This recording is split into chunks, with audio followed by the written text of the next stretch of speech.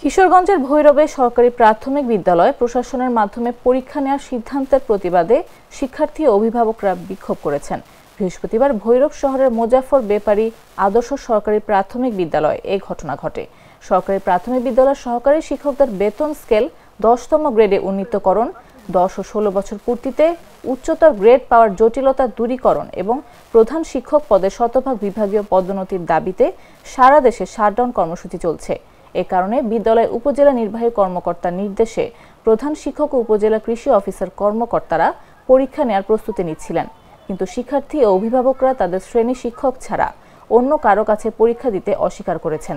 অভিভাবকরা বলেন, হঠাৎ করে অন্য কারো কাছে পরীক্ষা নেওয়া ঠিক নয়।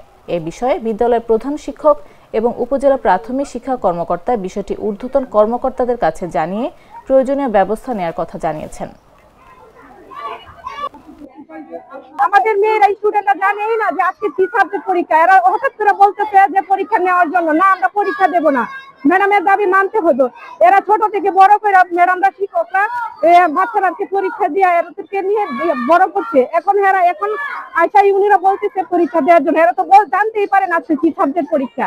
আমার বাচ্চারা পরীক্ষা দিতে পারছে না, হঠাৎ করে আসছে। ও তো জানেই না আজকে সমাজ পরীক্ষা, রুটিন অনুযায়ী বাংলা সমাজ পরীক্ষা আজকে হওয়ার কথাই না, কিন্তু রুটিন হঠাৎ করে দিচ্ছে যে সমাজ পরীক্ষা হবে। বাচ্চার একটা প্রিপারেশন দরকার। অভিভাবকগণ এবং শিক্ষার্থীরা এরা গত 2-3 দিন যাবত আসতেছে এবং ওদের ক্লাস টিচারকে তো আমার থেকে বেশি আপন ভাবে এরা। এখন আমি যতই বলতেছি, এরা এদের সহকারী শিক্ষক অর্থাৎ ওদের ক্লাস টিচার না বলা পর্যন্ত এরা পরীক্ষা অংশগ্রহণ করতে চাচ্ছে না। সেই জন্য আমি পরে নির্দেশনা দিয়েছি শিক্ষার্থীরা আগের রুটিন অনুযায়ী যে সকল বিষয় তারা পড়ে আসছে সেই সকল বিষয়ে যাতে পরীক্ষা নেওয়া হয়, যাতে শিক্ষার্থীর যারা স্বাচ্ছন্দ্যে পরীক্ষা দিতে পারে, সেই জন্য আমি তাদেরকে নির্দেশনা দিয়েছি। এবং আগামীকাল থেকে যাতে আমাদের রুটিন অনুযায়ী পরীক্ষা হয়, সেটাও আমরা যাতে আমাদের প্রধান শিক্ষক সহ অন্যান্য শিক্ষকগণ শিক্ষার্থীদেরকে পূর্বে অবহিত